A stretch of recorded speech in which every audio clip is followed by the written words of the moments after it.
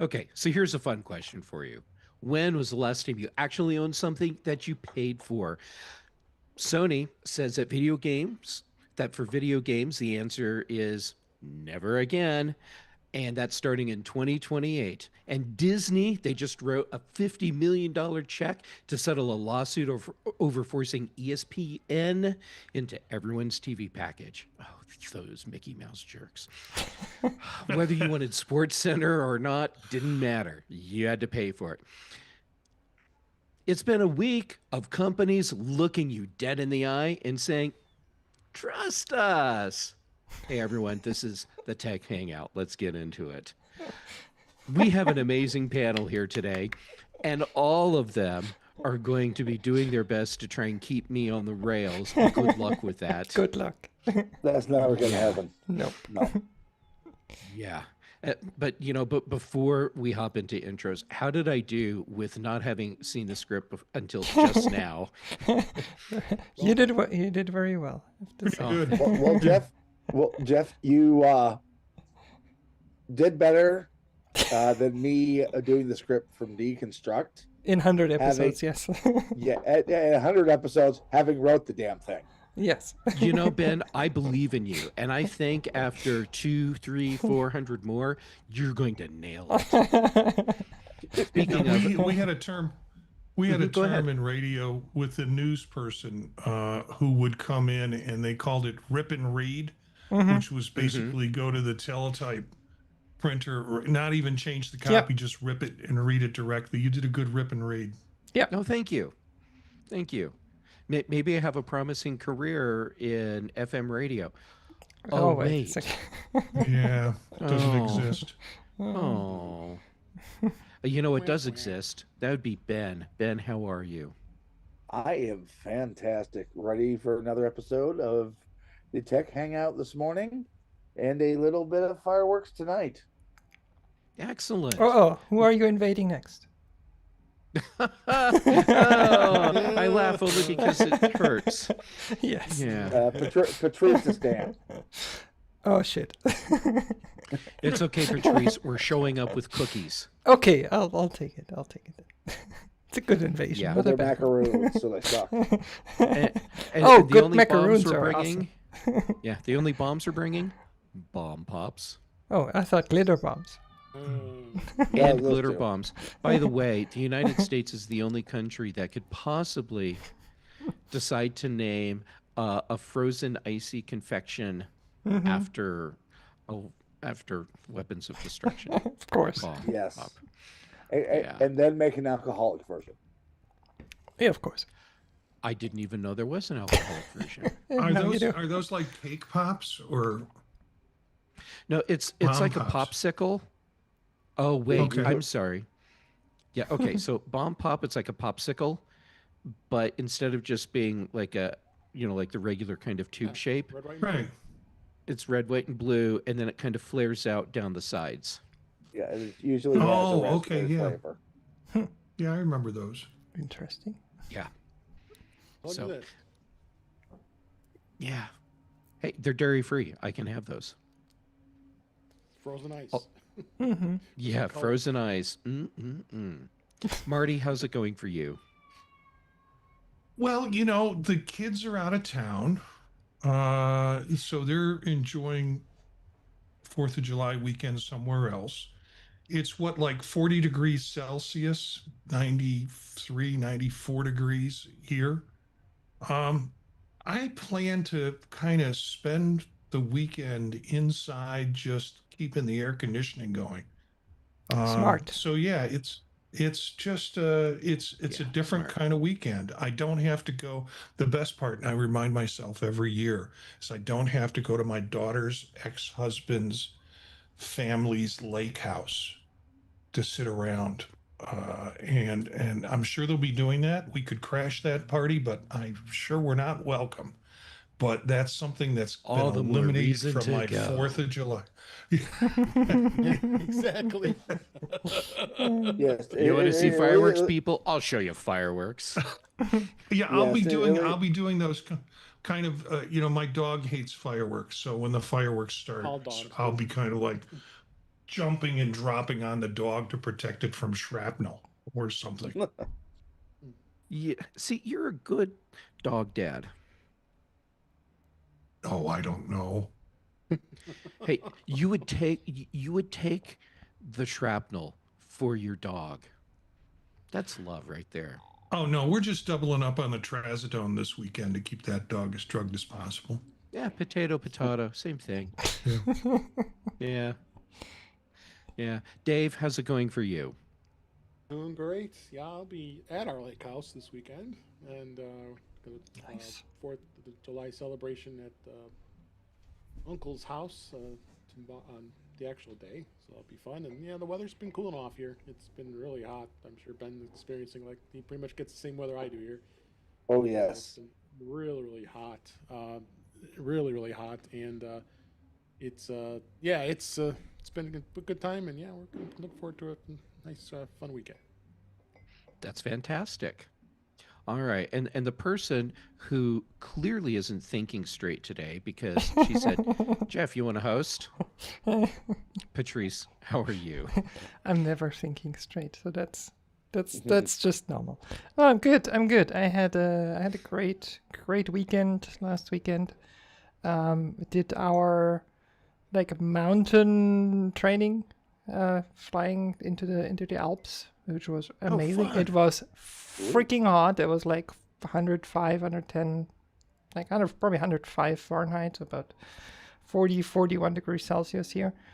And of course, the thing you do is you take a plane into the Alps, which has it's basically all glass around you. So you're literally sitting in an aquarium or something. No, terrarium, not an aquarium. Aquarium would have been nice with water and all of that. Oh, terrarium. Yeah, bring your snorkel. Yeah, no, but it was a lot of fun. The second most beautiful airport in Vienna, in Austria. Yes, in Vienna. Basically flying around with where the Formula One circuit was, where the race was that weekend, which I didn't know, but my flight instructor told me about, which explains why there was a restricted area there. But we basically flew around that area, so it was nice. So had a good weekend. Good weekend. I was Yes, exhausted, but it was fun. You go into the wrong place and the stingers come up. Yeah, you're not allowed to go there. You would need special military government approval to fly any planes in that area, which, yeah, no, thank you. So, not doing that. It used to be that you could actually fly there. You just had to follow a flight plan and all of that. But they're not doing that anymore. So, I want to point something out since Chuck is not here. Chuck is usually the person that wears nice shirts, but I wanted to point out today. We have red, turquoise, and blue, and then, well, Jeff is kind of black. And me, I'm the colorful lady. So And I have a Chuck shirt on. Yeah. you have a Chuck shirt on, even better. You do. And So- and my shirt is kind of black, Patrice. Yeah. But in a sense, it's also international because it's from my favorite local brewery, which is Grossenbart, Mm-hmm. and most of the beers that they make are based on German recipes. Nice. Okay. Yeah. So it's very international. Yeah. It's yes, Sehr gut. yeah, yeah, Exactly. exactly. So how are you doing, Jeff? Yeah, I am, as I believe the Norwegians say, upright and not crying. Which, I mean, what more can you ask for? Yes, true. Yeah, it's I've been so busy because like Marty and Dave, I have been preparing for Max Stock because the three of us are speaking at Max Stock next week. Okay, I guess what I'm really saying is Dave and I have been preparing. Marty has Right. been kicking back on his laurels because he figured out a loophole to the system. Yeah. He does a You do it. presentation where he makes all of us do it for him. You are the That is smartest of all of smart. us. Yeah. Yeah. Yeah. We'll get very Harlan smart. to jump in. I will prepare on the drive over, most likely. Oh. Yeah. I'm not going to say anything. I think Jeff knows what I'm talking about. Oh man. Okay. Yeah. Oh, Dave, I really do know what you're talking about. I don't know what you're talking about. We'll talk about it off air. We don't want to get an X rating on this show. No, please don't. Please don't. Yeah. So, wow. Okay. Anyhow, I'm staying inside as much as possible because, as everyone knows, I live in Colorado and it's summer. So, the like what we call the Western Slope. So it's the western side of the Continental Divide out to Utah, which is more than the slope because it's anyhow.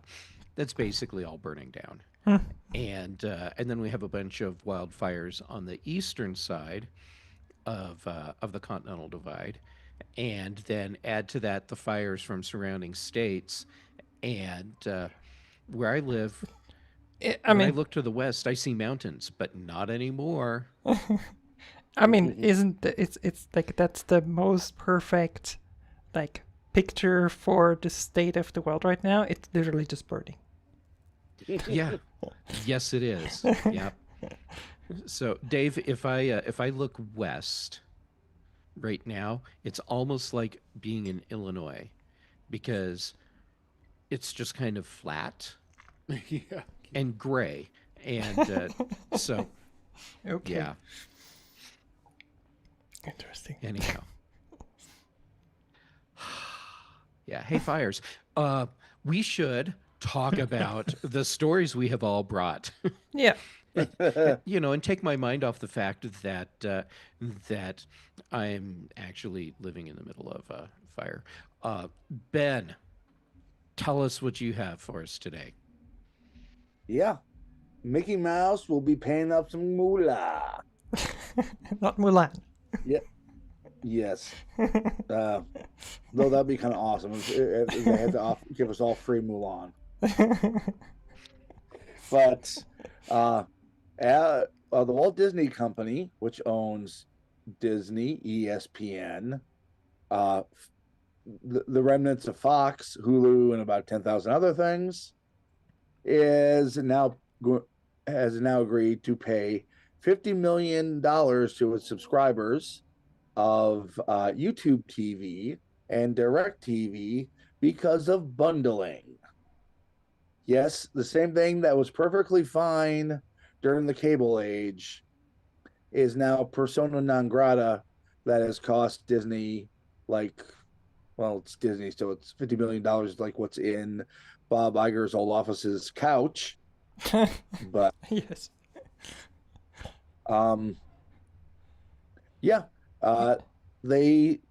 The plaintiffs successfully proved this. Pretty much the whole Disney bundling ESPN brought up everybody's live TV bill, Mm-hmm. and the plaintiffs of the suit were therefore damaged. Yes, I am not a lawyer. I am just reading from an article. I mean, Yeah. it's that's interesting because I mean, there's probably people for whom that was a good thing to have ESPN. And basically, I mean, does that mean that any kind of bundling is basically out of the window or out of the picture? Because, I mean, it doesn't matter what it is. You can say, well, I got the Apple One bundle and now I'm damaged because I had to pay for Apple Arcade, which I don't use, right? Yeah, because it's also very interesting because Fox does the same exact thing with their Fox Sports brand. Yep. And that's actually how pretty much all cable and other live TV services work, that they bundle a bunch of channels together instead of it being a la carte. And the expectation, it's cheaper, right? Yeah. This could drastically change both negotiations and the complete landscape of live TV. I had that bundle because I was interested in ESPN, and for some reason, my kids who were adults were interested in Disney, and I always felt like I was not getting a bargain. I felt like I was paying more to get the one channel that I wanted to watch. Mm-hmm. So, the bundling is, but look, you can get all this for that. No, I don't want all of that, and I Yeah. don't want to pay more than what I could pay in separate prices. Now, because I was part of that bundle, I probably expect to get a penny and some pocket lint back from Yes. from Disney. Yeah. Yeah. Plus, the price has gone up from like, what was it, $40 when YouTube TV first came out. I think it was even to- cheaper, 20 or something. It was way cheaper. 40 was later. I think they started at like Yeah. 20 or 30 or something like that. But now for the same basic type of non-cable cable, you're paying more than basically more than twice as much as it used to be. Yeah. And we're not talking, and it hasn't been around all that long. 10-ish years. No, it's Something been like around that. a bit. I'm been a subscriber Yeah. for at least 5. I mean, it's Yeah, I had it when I was in the US, so that's closing in on 10 years. So they have to pay out the $50 million. just pocket And, change, by the way. Yeah, it's Yeah. nothing. Yeah, Yeah, a penny in Yeah, pocket which, lint. yeah, each which is person. why I said they found in the couch in Bob Iger's old office. Yeah, and They lift up the carpet, they're like, oh, there's 50 million here. Yeah. Exactly. yeah. So, do they have to lower prices? Guess not. Is No. I mean, it seems to me like if they're being punished because they artificially drove up prices Yeah. and they don't have to lower the prices, and they're it's basically just like Mickey Mouse saying, "Oh, look, I got $50 million. I crapped it this morning," and then distributing that. Why do you do this anyhow? Yeah, Then that's the thing. They and you made can the what's the voice. punishment? Yeah, you can imagine the lint that's coming from Mickey on that one. Yeah. Yes. Yeah, they did make the point that they're basically paying a $50 million penalty on making $4.6 billion, which, in the words of our friend of the show, Doc Rock, that's the price of doing business. Exactly. Yeah. So I don't Because- see that they've been punished or penalized in any way. Yeah, Not exactly. at all. It- No, it I mean, hasn't been- wait, what would they do? They would say, okay, we cannot include ESPN anymore. So basically the price stays the same. You just don't get ESPN. If you want ESPN, you pay more. That's the solution. Yeah. Where's the problem? When there's carriage disputes, Yeah. and you don't get channels, YouTube ain't dropping the price. You're just getting less. And Exactly. they're making more money. Yep. Yeah. All right. Well, then, speaking of making more money, Marty, tell us what article you brought today. Yeah, the article that I brought was out of Apple Insider, and it's a little early and it's like speculative, which I know drives some folks up the wall. But basically, it's saying, hey, coming up July 30th, it's been announced, Apple's going to do their Q3 2026 financial results. And Tim Cook's expected to be there. Kevin Parrick is going to be there as the CFO. And this will be Tim's last financial report, supposedly. There are some good expectations in terms of growth and also profitability compared to previous years. What's interesting is looking at what's come out in this last quarter in terms of machines and Apple stuff. It spans the whole quarter because MacBook Neo came out, didn't quite register at that point, but now iPad Air M4, MacBook Neo, MacBook Air M5, MacBook Pro M5 Pro, and M5 Max came out. And new Apple Studio display models, the iPhone 17e and the AirPod Maxes 2. And so I'm curious to see how I'm sure we will not get a breakdown on the Neo. That will be hardware that's kind of combined, but I'm really curious to see what the financials are on that with that.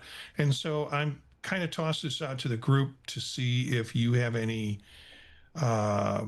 thoughts about what Apple's financials are going to look like in the growing issue of being able to get raw materials or being able to get chips for future, the fact that they bumped the prices up just within this within how much Apple has disclosed and changed over the last couple of weeks with the pricing structure. I'm just curious what you think that earnings call is going to be like.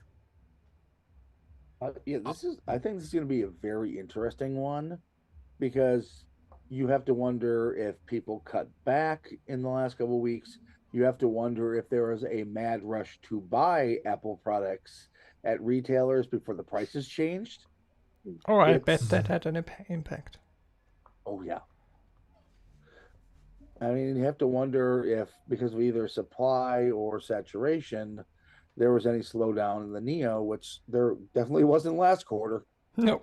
No. Okay, I expect that well, it'll be a very interesting earnings report. Excuse me. At the same time, we already know a lot about what we're going to see in this earnings report. Yeah. Apple always gives forward-looking guidance. Correct. For the next quarter. When they give that, it's not because they're saying, we think this is what's going down. It's because they already know how it's playing out. And not entirely. They usually have about, what is it, half a month to a month worth of data already at that point. So like, let's say a third of the quarter is already known.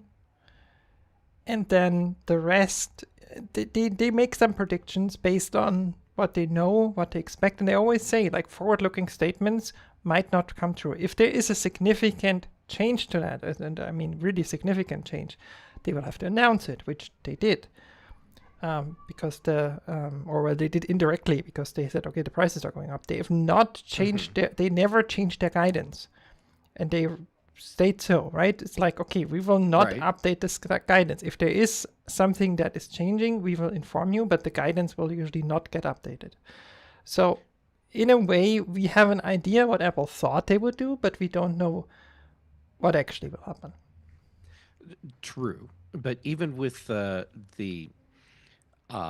price hike changes that they had to make, I think Apple was already looking towards the future, like, hey, you know, we need to start looking at what we're going to be doing with pricing.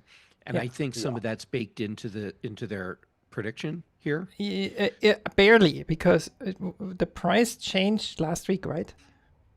I think it was last week. Yeah. So that was the last week of the quarter.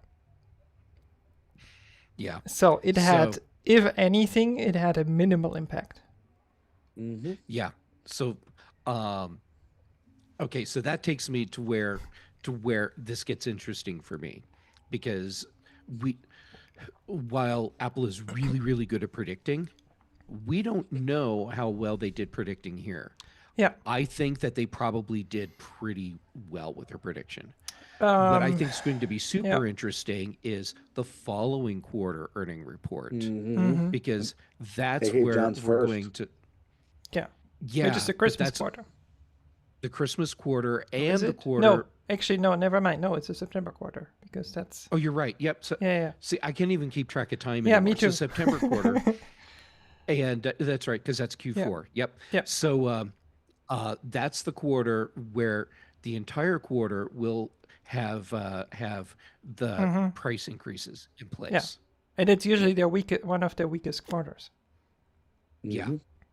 the summer quarter. Yeah, I mean, that will be interesting. I mean, the question is more, how much did Apple know they would change the prices when they made their forecasts, right? Last time, because when was that? Somewhere in April, I think. Mhm. Yeah, should be. When they Oh, announced that'll it. definitely be asked. I think Yeah. they had a really good idea what they were doing. No, I mean they had some ideas. I think that the plans were probably in the like they had them prepared. But the question is, did they factor it in and said, oh, we might have to increase prices and this would change, so this is the guidance we're giving, or did they not? I mean, we know what's going to happen. They're going to make all the money, and people will be Right. disappointed anyway. So, does it matter? So will we get just data out of this, or will we get data in context from Apple, or will we get data with no context, and then the people online will ask them context questions, which Apple will dance around? I think yes, on all three. You Yeah. will get a little bit of all three. There's some data that Apple releases, there's some context that Apple gives, and there is some places where Apple doesn't want to answer. Right? Yeah. And I will add to that, there is data Apple is willing to provide, but only if you ask for it. Yeah. That's rare. Apple rarely ever releases any extra data. Like sometimes in the questions they might give you an extra data point, but that is actually rare. Right. But that's the information Yeah. that they're holding on to. And Yeah. if someone asks, they're like, okay, yeah, we will share that piece of information, but we're not offering it up. Yeah. Yeah. Exactly. Yeah. The other thing I expect to be addressed during this financial call is whether Tim, as executive chairman, Mm-hmm. will still be participating in these calls in the future, or if this will be his last one. I mean, he could even run it, right? I mean, Steve Jobs historically, for example, barely ever did like analyst calls. It was always Tim Cook. So it's like it's completely up to them how they want to do it. It could be like that Turner says, Tim, take care of this annoying call business. No, because Tim Cook is good at it. Yeah. Yeah. Like I mean, there's nothing, no question that will that will lead him to make a snap comment or anything. Everything is very, very measured and very controlled, which is exactly what you want or what is the expectation at an earnings call. I mean, the journalists are always trying, or the analysts are always trying to trip someone up and maybe get an offhand comment or an extra bit that they didn't want to volunteer. But that, as far as I know, hasn't happened at all in the last decade or two. Other companies have had that problem. Right. So, and with Steve Jobs, that was always a possibility that might happen. I mean, he was also very controlled, but it could happen. Mm-hmm. But with Tim, not a chance. Yeah, true. He's always in control. Yeah. Yep. Yeah. So we'll see. We'll see. I mean, as a chairman, executive chairman, even entirely possible that he just continues doing it. Yeah. Well, okay. Now you have me like really interested to see who runs the earnings calls in the future. Yeah. Yeah. We'll see. We will see.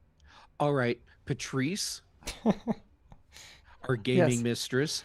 Yes. Tell us about your story. Especially since I'm that much of a gamer that I don't even own anything other than board games. But I thought this story was interesting.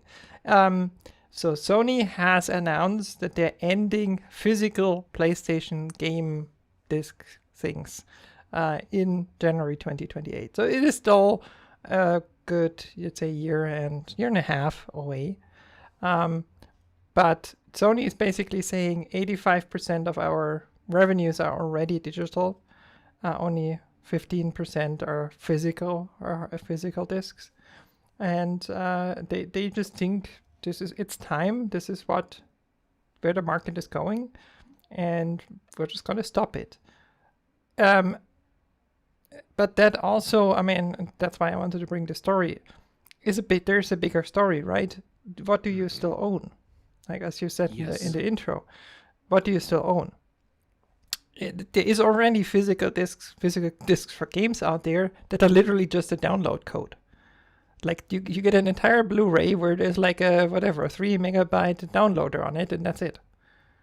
Mm-hmm. Which is ridiculous. Or just a box with a piece of It's a paper code. inside with the code. Yeah, or something like that, exactly. So that which is ridiculous, and people, I think, complain about that, and they're right, because that is the stupidest thing.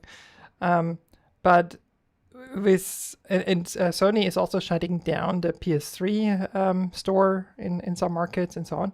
So the question is, what do you really own, right? Because if Sony decides tomorrow that and this has happened, they're going to shut down the servers.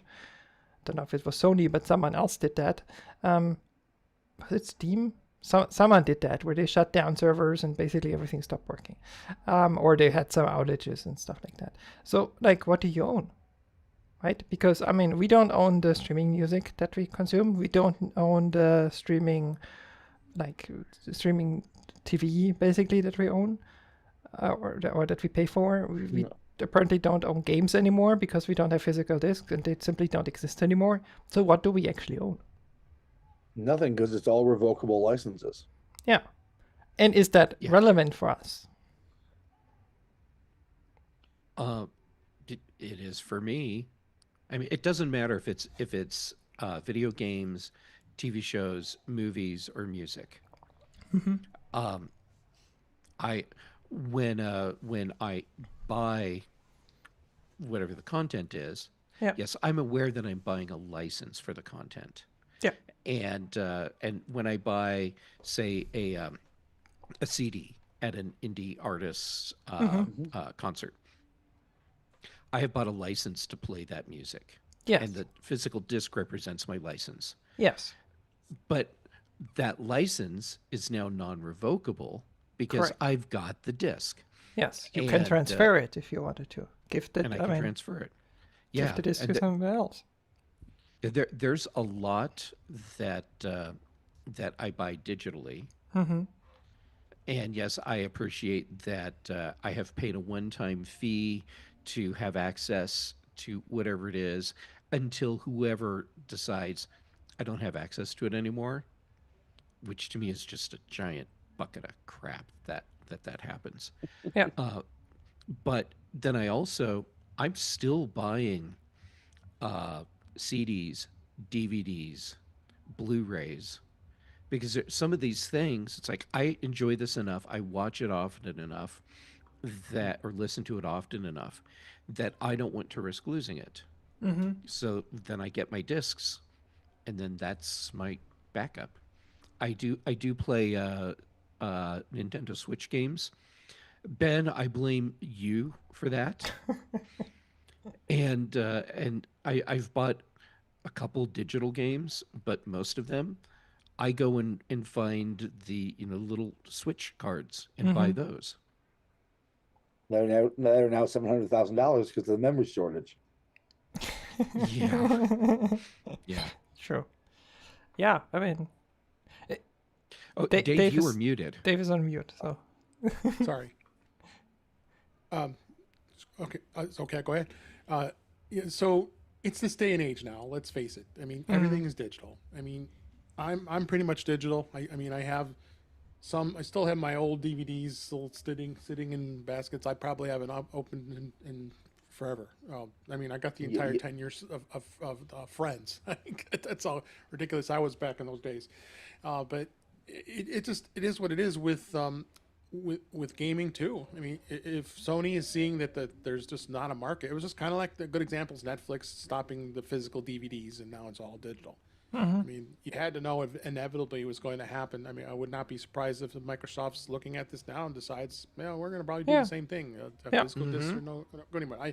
I agree that the licensing stinks because it's just not something that is fair because they can revoke the license at any time.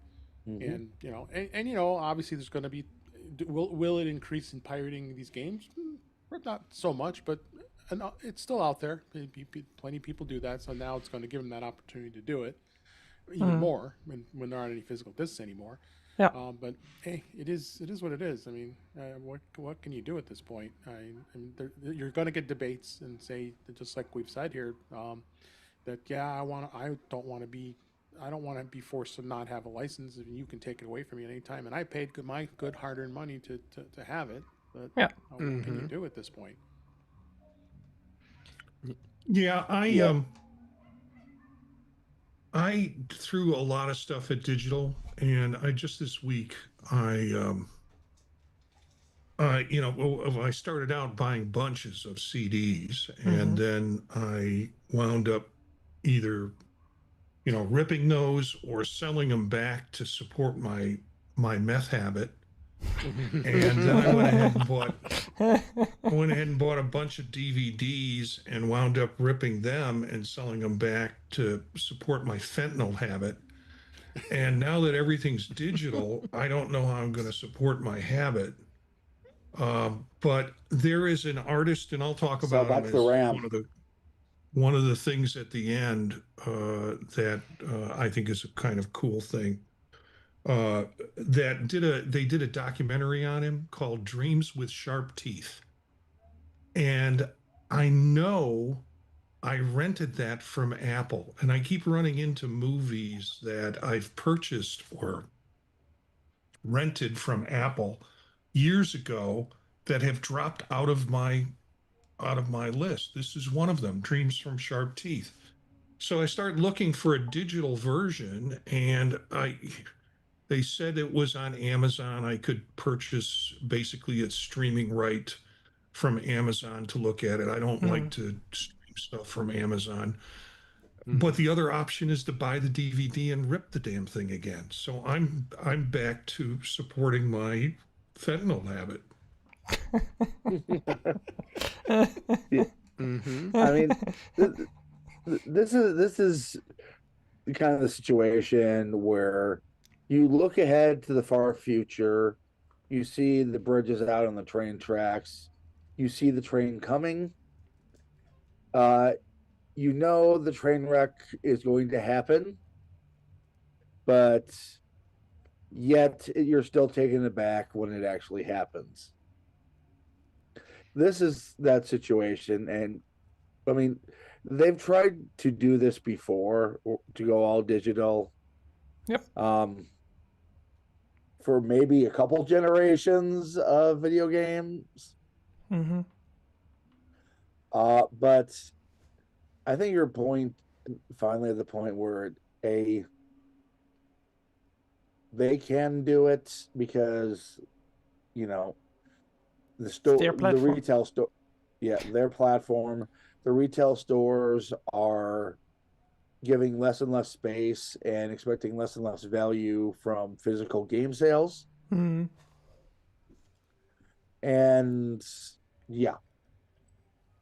it sucks. That said, I don't remember anything ever coming out of my Steam library or my Apple Store library.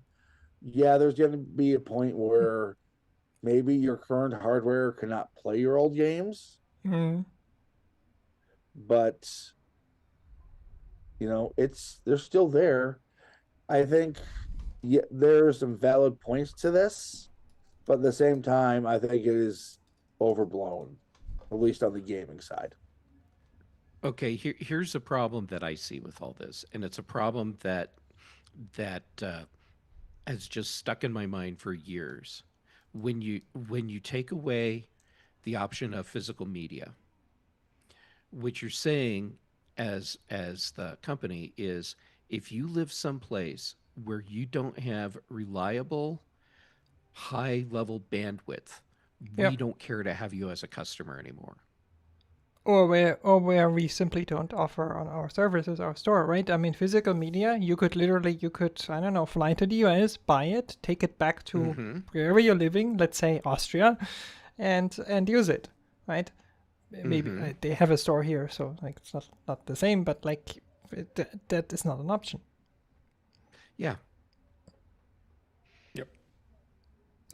Not that there's no way around it, but yeah. Yeah. So All right. Well, then, Dave, I believe it's your turn now. Tell us about staying more secure, please. Yes. Interestingly enough, there's been reports that Apple's latest 26.5.2 updates across all the OSs include fixes that were originally expected to be later in the 26.6 release, but Apple instead pushed it out early after publishing security updates, knowing the fixes for vulnerabilities were in areas of kernel, WebKit, and WebRTC, and the key reason I really think what it was is that AI is changing the threat landscape and helping attackers develop malicious hackers and tools faster. And Apple said that it was no evidence of this newly patched vulnerabilities had been exploited. But how do you believe that? So I mean, it just is interesting to see why this is happening. Yeah. And why does it matter? I think importantly than ever that a release like 26.5.2 is probably going to be not have any flashy features, but I guarantee you, we reacted it at work. We have to install this right away. I mean, you can't mess around with those three things. I don't care if it's corporate. I don't care if it's consumer. You got to update this right away. Yes. And, good for Apple that they did it because I would.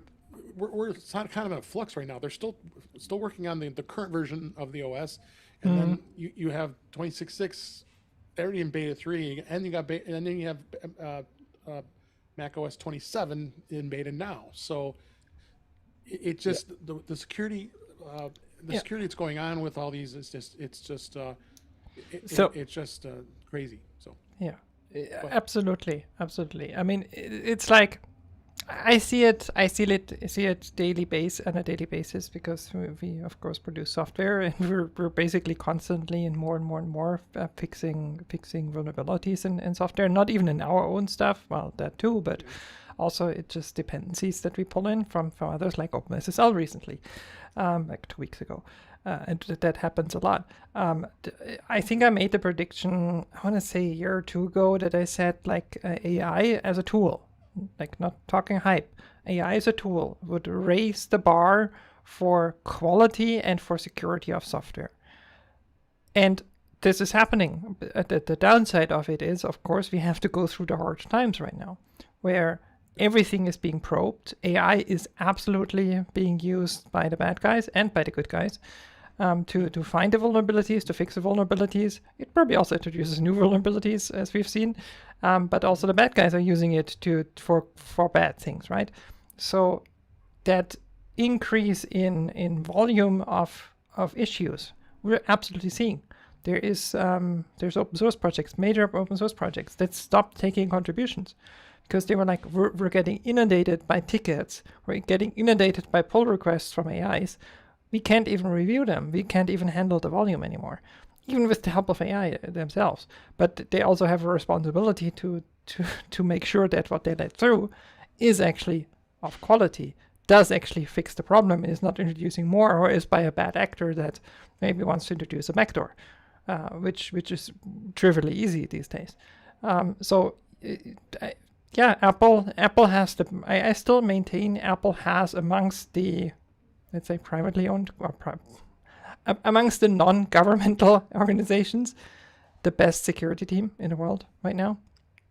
And just look at all the papers and whatever, they're really, really good. It's not that the others are stupid, that it's just they have the best team right now. But even there, they are not able to handle that. They have to do more and more security updates. If you read the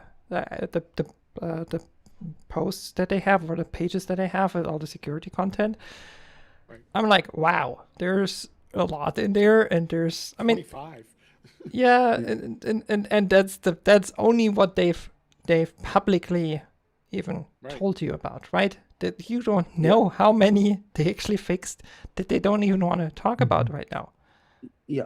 I mean, AI has changed things in a rapid pace. Yes, that we have not seen for quite a while. Yeah. I think at the end of the day, it will be better. Yeah. But it's going to take a while to get there. And until then, it's going to be scary. Mm-hmm.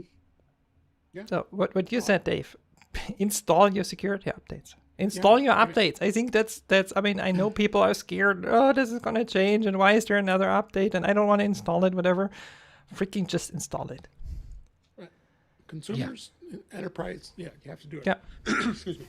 I mean, same thing's happening now. They have the airdrop vulnerabilities exposed. It's got a risk. So Vulnerability. I mean, that one. I saw the article from 9 to 5. I'm like, yeah, this is just 9 to 5 being 9 to 5 because. Calling that a vulnerability is really stretching it. It's a denial of service. You can take down airdrop. You could turn it off. Yeah, no, you can as an attacker you can take down handoff continuity in the airdrop. That's the vulnerability. Yes, it is technically a vulnerability, but I'm like, okay, we have bigger fish. We know every outlet likes to sensationalize, get exactly. clicks. I understand. Yes, but this one is it just. I think all companies that have Microsoft too, they're all going to have to react even more. Yes, I sit and work in the vulnerability world every week at work. So me too. I can't believe how many ridiculous. I mean, you can't even keep up in the enterprise. No, you really not can't. a chance. I mean, I not don't know how we do. And other than you gotta stay on it and you gotta focus and that's how your information security teams are going to have to help along with this and do what you can do as best you can. But I'll tell you, for our products that I'm responsible for, which is only a small fraction, we are increasing updates. We're increasing security updates because we have to. Mm-hmm. There's been a behind the scenes Cold War. Or Dave, you go ahead because. No, I was just going to say I found this to be very interesting to see. It is. What you thought here? Go ahead. Yeah. Yeah. Just real fast. There's been a behind the scenes Cold War going on for a very long time now with white hat, black hat AIs battling it out for security threats at the enterprise level. Is it a cold war or is it a hot war now? Because with all know, the I'd AI say it's a data hot centers, war. it's not hot. Yeah, it's a hot war. Yeah, it's a lit up war zone. Yes.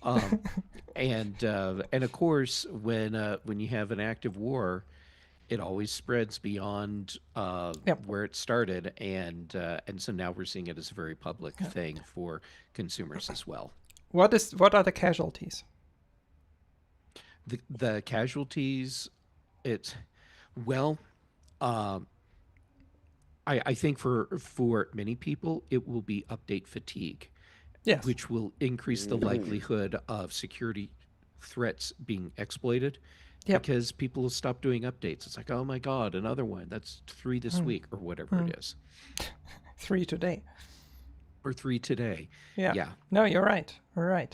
I think that's the casualty. People losing trust in the software because, I mean, with that speed, it's also the risk that you try to fix something, and as complex as the software is already, you break something else.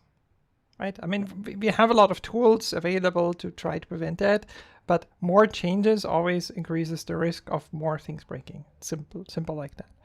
But smaller changes decreases the risk. So like it's a balance.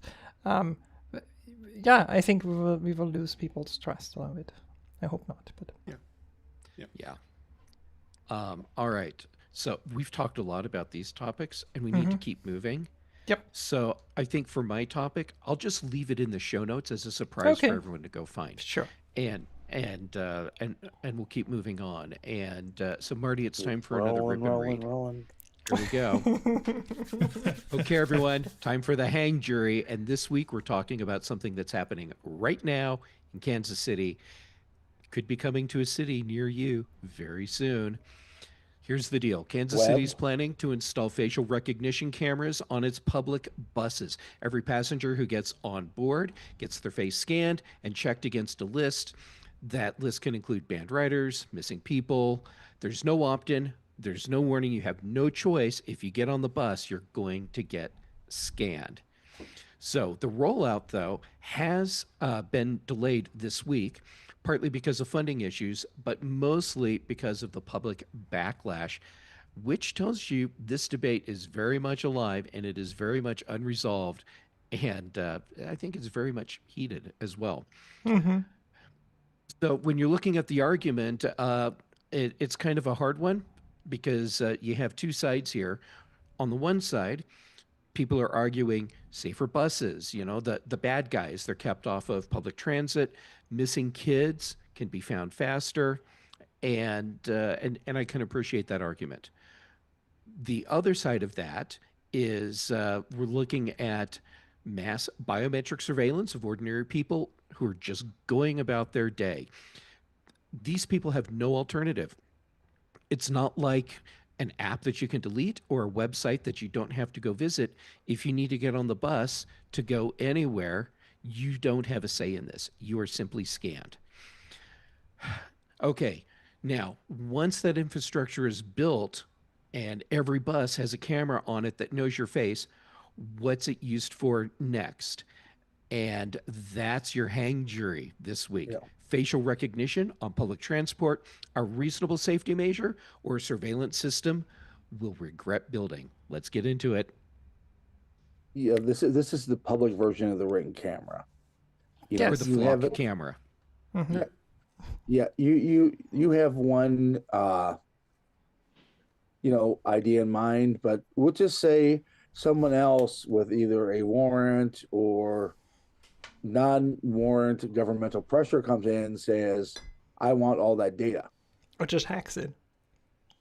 Or just hacks it. Or just hacks it. Yeah. It's we can be having one conversation right now, and then the conversation changes just because that data exists. Like last week, my libertarian streak is coming out here that, to be perfectly honest, unless I'm not in favor of anyone having that data. No. Same. Okay.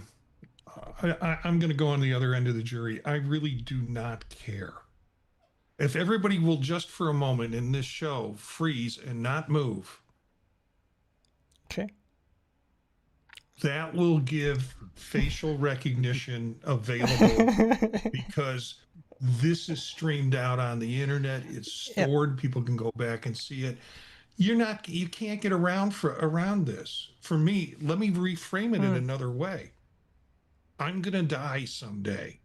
Well, my wife is like, you are going to die. You don't need to say someday. How does she say it, though? Marty? Elizabeth, I'm coming for you. The reality is that another reframe of this is my immortality. My face will be captured on the Kansas City bus system. And forever it will live on in some form of data. What's going on with Jeff's camera? Marty is going to travel to Kansas City just to get his face on the system. Well, then he's going to hang out with Webb Bixby too. So yeah, yes. And you will not get Webb Bixby on a public bus. And Webb won't start a podcast while he's doing it. Yeah, that's the thing is there's an inequity in this because you're talking about public transportation versus those folks who never use it and can afford not to use it. Yes. Mm-hmm. So it is really kind of geared towards a particular segment of society that ride public buses. And I'm sure bus drivers have to put up with a lot of crap. So, being able to know that someone's already been thrown off a bus is helpful. So that's where I'm at with it. I can understand the argument for it. As you said, safety, bad actors, like all of that. Yes, I also, as a woman, I feel safer sometimes having cameras on the buses, even though I know that if something happens, what are the chances that they make it even here in time? Like that even the bus driver realizes and does something about it. Like you never know. Yeah. But I think the whole problem with this is I'm very much I think we have had this dystopian movies and TV shows where like surveillance everywhere and you basically can't go anywhere without being scanned and being locked in a database. And I think we're already way in that direction. Like and with the Ring cameras and so on. Like I think this is too much. And the question for me is then, is it worth it? Right? I mean, here on the stream, it's our choice, right? We can, Marty, we cannot stream and then you don't have your face on it, or you wear a mask or something, right? It's not a problem. Which, by the way, on the bus could also happen. Yeah. So you could do that. I mean, also on the bus you could do that. Which probably is the first thing that would get banned, if it isn't already. But I'm like, is the perceived benefit worth the perceived loss that you have? Loss in like privacy, loss in your information being out there, being used by governments and other bad actors and so on. And I think no. I don't see why we need that. It does not help that much that I'm okay with just forever giving up my rights. For me, the negatives outweigh the positives for this. Yeah. And we've already seen use case where this just doesn't play out well. Yep. And I tossed out flock cameras a couple of minutes ago. That's a perfect example, because this data is all being cataloged and stored without consent, and then ultimately it's going to be used by law enforcement agencies. Oh my gosh, who's this random person that joined the podcast? This is perfect. Fantastic. Yes. Well, we haven't had a literal troll yet, so there's only time. Yeah, this is a mask I made in 8th grade. Oh my I gosh. love that you still have That it. my sister found. Dave's met my sister and sent it to me. So this is what I'll wear on the Kansas City buses. That's planning ahead right there. Which, by the way, if you go on a Kansas City bus, do not wear a ski mask, because that will make you even more suspicious. Yes. Might get thrown off the bus. Yeah. Yeah. In a lot of places, probably not just off the bus. Like that is like proper illegal, and you like go to jail or get. What about pantyhose? I mean, if you pull pantyhose over, is I that thought you illegal? meant 'Cause get on the bus kinda wearing still- just pantyhose. Yeah, exactly. on your face. That's a Oh yeah. that was the criminals in Home Alone, because Yes. they didn't have ski. Yes. Yeah. Yeah. So, I guess the take is that We're against it, I guess. Majority, at least, is against it. majority is against it, and but there are valid use cases, but those valid use cases can easily lead to abuse. Yeah, that someday someone's going to say, "Hey, after I'm gone," they'll say, "Hey, let's make a hologram of Marty just for kicks." And all they have to do is, go to Kansas City and ask for the data, and I live on in immortality. It's Yes, it's and- going to be yeah. great. And just We're like going to have you Tupac, show up on shows as a hologram, yes, and you'll be saying things like, I sold my CDs for meth. I sold my CDs for meth. just like Hollow Tupac comes back from the dead to write new albums, Marty will be coming back from the dead to start new podcasts. That's true. Yeah. Yeah. The podcast network that will never die. Dave, we could do this for you too. In Touch with iOS will live forever. Yes. Yeah.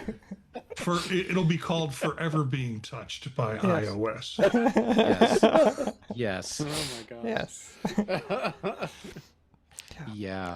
Yeah. And if we have the technology so that we can display the Dave hologram in your house, like in your room, now it's your podcast, Touched by Dave. It'll be consensual, Dave. It's okay. Yeah. All right. Okay. Hey, Thanks. it's time for the drop. And this is the part where we share something that we're finding cool or interesting. And Dave, you're first on the list. Yeah, I found this really interesting app. I didn't even know about it. I'm sure you guys probably know about it. It's called EtreCheck, and it's a utility that actually runs and does a pretty deep scan of your Mac. And I just ran the report here again just to see what it does. And really, what it breaks down to is it shows a report and gives you diagnostic debugging information about your Mac and uncovers any of the most common problems. So, like, let's say I went into major problems here. Of course, I'm on Zoom now. Of course, it's going to see some heavy CPU usage on this Mac Mini M5, M4 Pro. And then a lot of orphan system extensions, which you never get to go deep and find that stuff. I think this is very fascinating to see why do I have all this stuff. That's because you're always removing software and it leaves all this crap behind. But then I use tools like Clean My Mac, and this just kind of proves that it doesn't clean everything, does it? So this tool went really deep, and it's got some minor issues talking about. And the funny thing is, it's sitting here saying that I have multi-virus software installed on here, but of course, it's looking at all of Apple's system integrity protection. Yeah. Of course, there's going to be multiple ones, and that's what it does. So that's kind of a false positive. And then it's looking at the network and brings that down, and the storage, and analyzes the storage that's on all the disks and checks those as well. Pretty fascinating tool here, and it has a pro version that it'll give you more deep. It's only like $20. I figured, what the heck, I'll support the developer. And I don't know how long. I don't know if any of you guys have used this before, but I think this is a pretty cool app. Yeah, it's a slick little app. And Dave, I like it because, like you said, there's no one app that gives you the complete picture. So having a couple different apps that you can use, I think it gives you a much better overview of what's really going on. Yeah. So very cool. Yeah. All right, Ben, tell us about yours. And by the way, I'm not surprised that this is what you're bringing to us today. Well, it absolutely shouldn't be from previous shows we've been on. So, right. This is an announcement that I'm required to make by the Pact. As of today, season 3 of Silo is out. Yes. Yeah, it kind of went from an obscure series of novellas to one of our favorite shows that Apple has done. Yes. It's a slow burner. I also the books are slow burners, right? They start very slow at the beginning, and then it picks up, and then oh boy, it picks up. Oh yeah.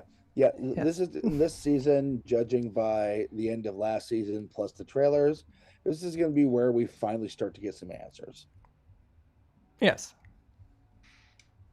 Yeah. Apple has, by the way, also done a really fun website as a promo for it. If you haven't seen it, I'll throw it in the chat if I can find it. Oh yeah, please do. I haven't had a chance to watch this episode yet. Neither have I. I started. I haven't finished. And I'm questioning if I'm going to have time to watch it before Macstock. So my guess is by the time I finally can sit down and start watching Silo, we'll have 2 episodes out in the wild, maybe even 3. But yeah, I wasn't a fan of season 1, but by the time we got to the end of season 1, I was so angry because I really wanted to see what happens, and I was, and then season 2 hits, and I'm like, okay, now they've got a show that I really like, so I'm very excited to see season 3. Yeah, I mean, season 1 was very frustrating because you basically had an intro on it with completely different characters that set up the actual characters of the show. So for those of you who haven't watched it yet, do you skip season 1 and go right to season 2? No, you should definitely watch season 1. Like it builds up. It just like don't be disappointed if it starts very slow, because it's like in the beginning you're like you literally get dropped into the world and you're like, what the hell's going on? What is this about? And then slowly you start to like understand what's going on, and the world starts to widen and widen and widen. Yeah, Yeah, you the will probably narrative, enjoy season 1, Yeah. even though I Yeah. didn't. Yes. I know that I'm a very You're fickle very prima special. donna with Yes. TV shows. Yeah. Yes, you are. yeah, I'll be honest, I have to watch season 2, but I'm interested in getting back into it. Yeah. And I know season Yes. season Yes. 3 dropped. So Yes. Yeah. Started. And Marty, Yeah. if you don't watch season 2, you're gonna have to go outside and clean. Yes. that's okay. Yes. Hey, I get that you know, reference. it is 93 degrees here.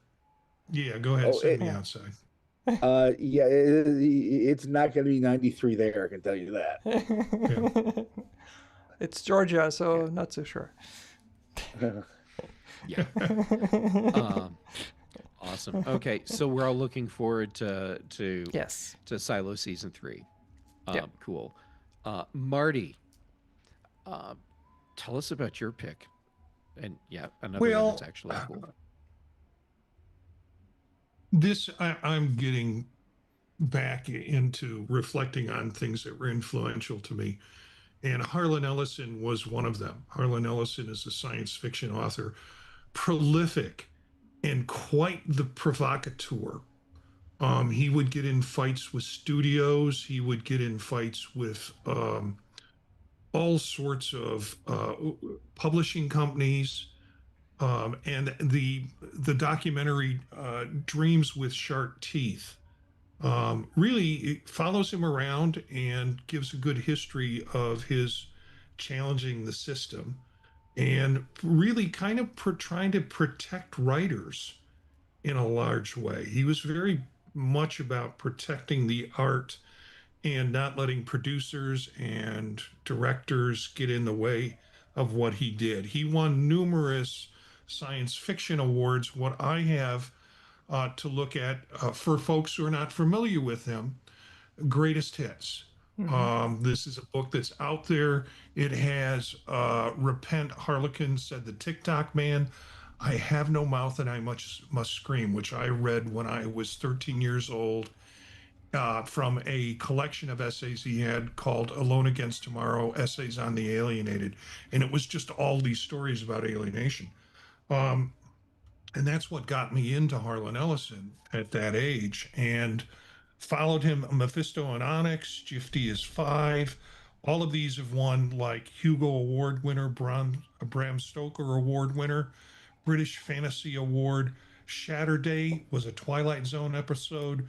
Whimper of Whipped Dogs was also an Edgar Allan Poe Award winner, and Paladin, The Lost Hour was a Hugo winner. Most of you will probably find a connection if you're original series Star Trek people with the city on the edge of forever. He wrote that episode, City on the Edge of Forever, and had lots of clashes with Roddenberry about it. And so their public disputes were not were public disputes. But they keep bringing him back. They brought him back for Babylon 5 and he played characters on Babylon 5.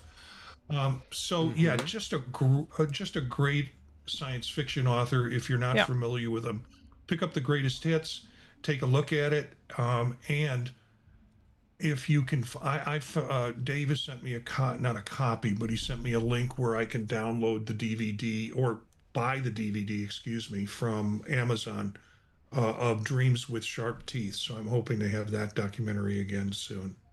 Cool. Hey, Marty, yeah. I'll add to this for you.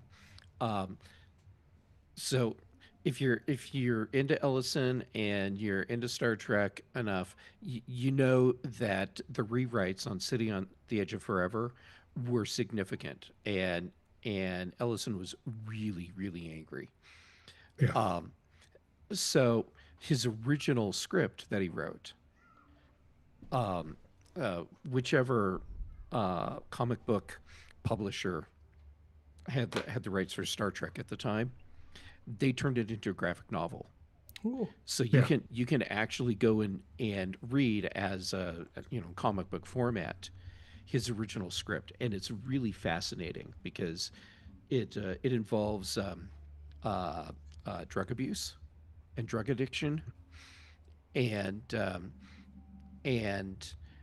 there's a lot more with the Guardian, and it's just I mean it's a really interesting story, and I get Yeah, why they changed it so much for the TV show because yeah. there's a lot of it that didn't fit with Roddenberry's idea Mm. of Yeah. what Star Trek is. But He I mean, was it's a really interesting story. he was such a prolific writer and such a good writer, and he challenged other writers when writers would say to him, "Oh, I could never write science fiction like you," and he goes, "Give it a try." And then they wrote a book that was, and he would say, "I can't write stories Yeah. about love like you do." And he came out with a book after somebody did the challenge called "Love Ain't Nothing But Sex Misspelled," and it's Mm, essays on this science fiction sort of way of looking at relationships and love. Just a marvel. I got to meet him once, which was Cleveland Public Library had him come, and I thought this is going to be crazy. He was there. He just sat down and talked for a while and answered questions. There were about 20 people there, and we could all go up individually at the end Mm. and say our piece with him. And it was fun to meet your hero. that's super cool. All right, so who's next on the list? Thank you. Oh, it's actually me. Okay, then my pick, my thing that I just Your love that drop. I found, my drop. There we go, my drop. It's something I've talked about on other shows, but it's totally worth talking about here because everyone knows I'm into art, and it's this Pentel mechanical pencil that holds 8 Mm-hmm. different colors, Yeah, and this thing is just awesome. So it is. if you do a lot of drawing, or you can use it like Patrice, the way you use it, where Yeah. it's like your highlighter tool when you're flying, Yep. you don't have to carry multiple pencils to have all your colors. Mm-hmm. And so this actually lives in my little this is my little travel art kit. Oh. And this is actually handmade by someone. I bought it at a craft fair, and I keep a couple colored pencils in here, an eraser, pencil sharpener, like a white gel pen, and my colored pencil. So I just like that. I've got a whole little mini travel art kit Yeah. with me And of course, it's Japanese because they know their craft. because they know their craft. Yep. Yeah. So it's like $26, and it includes extra LEDs. So yeah, and then you can buy more Yep. replacement LEDs, of course. Yep. So anyhow, Jeff, it's you Mhm. you got me into jelly rolls. I've got one right here. Oh, Mhm. Oh, They are nice. just, but I want to buy like 10 red ones because I use them for grading because it's so smooth in terms of doing them, and you get through them pretty quick. They burn pretty quick. So yes. I'm looking at some of the other Japanese alternatives that Mhm. are on there that look pretty good too. Yeah. So are these jelly rolls a lost cause? You don't want to waste your time on them? Oh, I can't laugh because then I'm just encouraging you. Yeah. Yeah. Okay, Patrice, Yes. what are you dropping for us? I'm dropping this thing here. So this is a little metal box. It looks unassuming. If I turn it around, I'm sure at least some people would recognize what this could be for.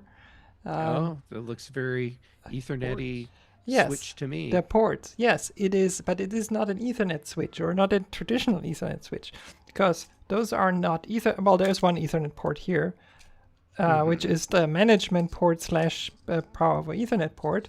The other ports are actually SFP plus ports. So they have those little SFP Cool. inserts, and then you can put in, you can connect.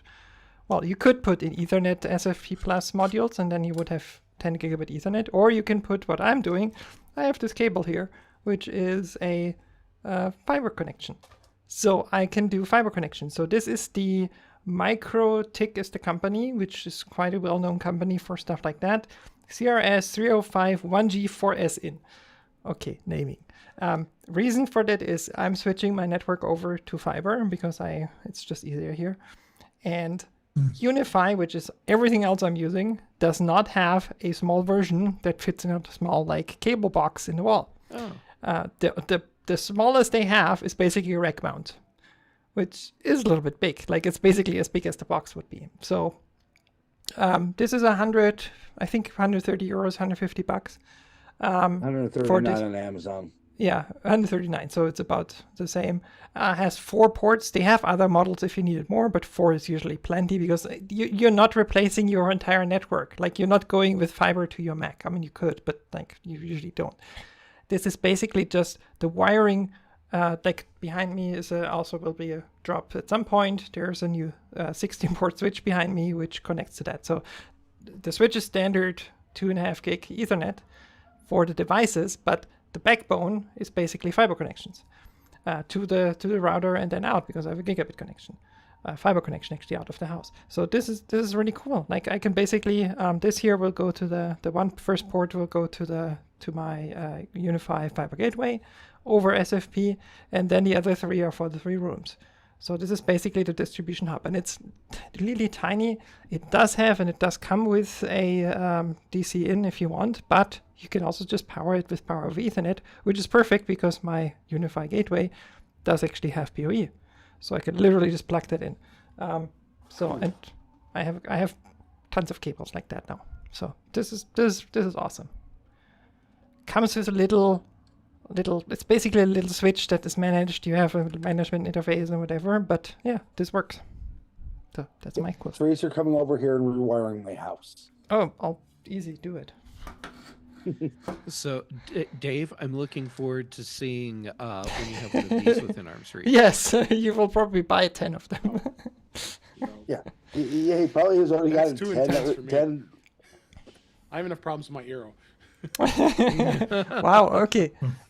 Maybe that's the problem. That's the problem, Dave. You should switch away from the Eero because Eero is not that good, actually. Unify, that's where it is. Unify stuff is pretty good. Yes, yeah. I just replaced my entire setup here, so this is kind of the last part, like fiber connections everywhere. I don't even know if I can get fiber here. I can't even get freaking fiber. I can't get fiber internet here, so. Yeah, but you can put fiber in the walls. The advantage is that's why I actually switched to it. The cables are so tiny that they fit through everything, basically. Like this is, and the color is awesome. It's pink. But yeah. It could be slow, but if it's pink, It's fine. Exactly. Yeah, Yeah. it's pink. Yeah. All right. So that's my drop.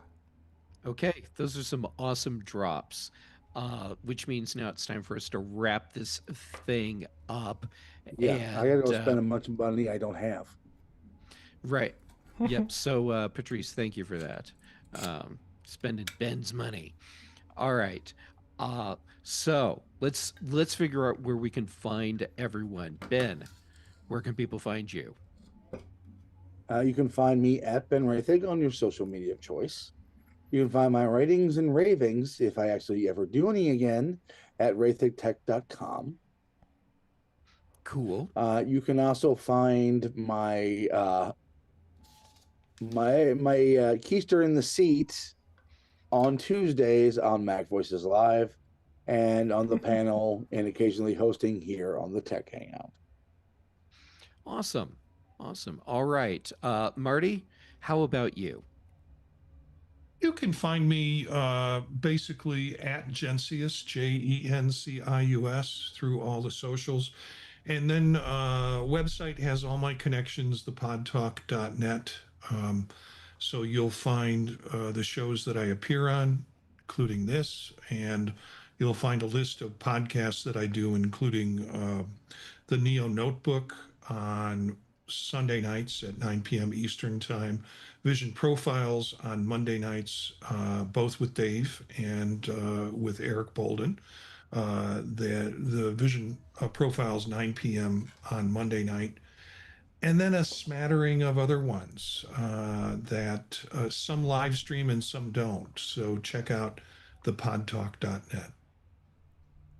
Awesome. All right. And Dave, where can people find you?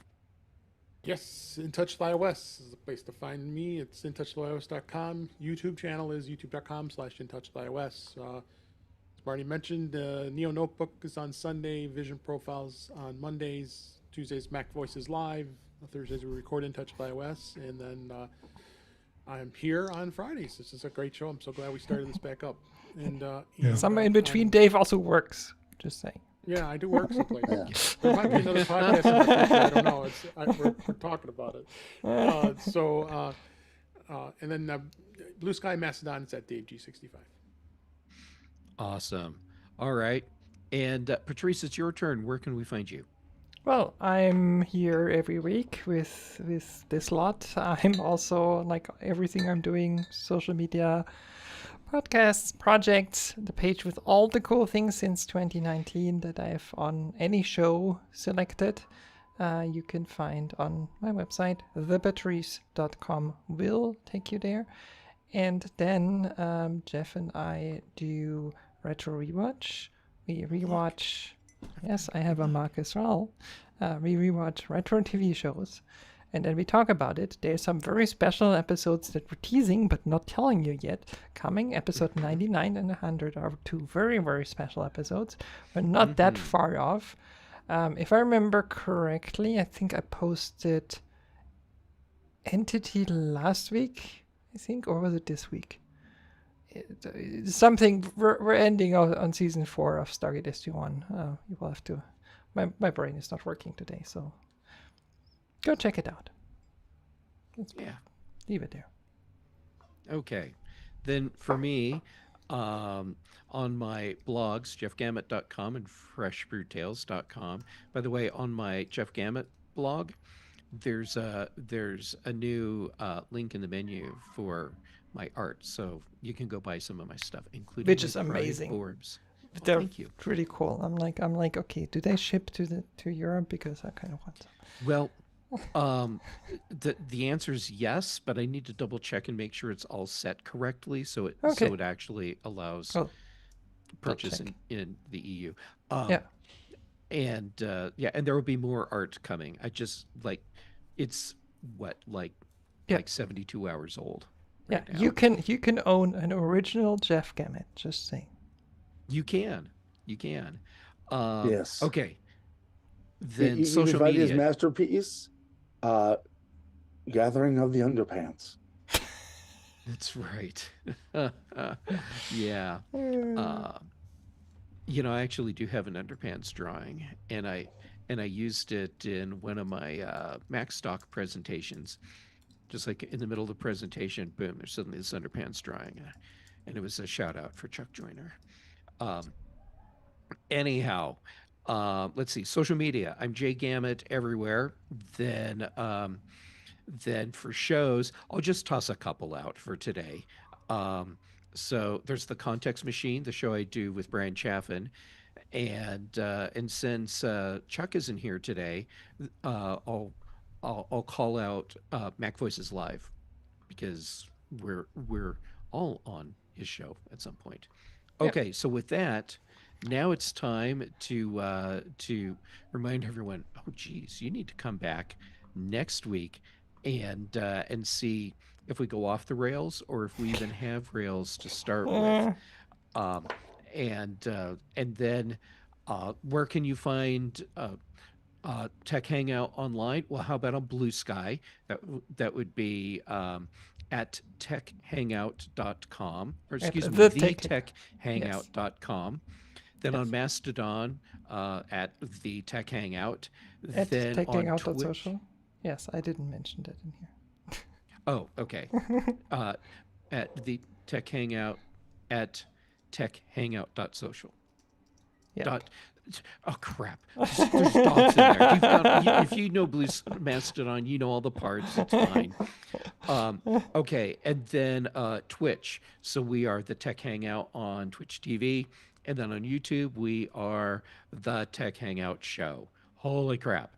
Yes. I got through all of that. that was, Not entirely correct, but you got through it. I'll take it as I can get it. Just read the show notes. Yes. Yeah.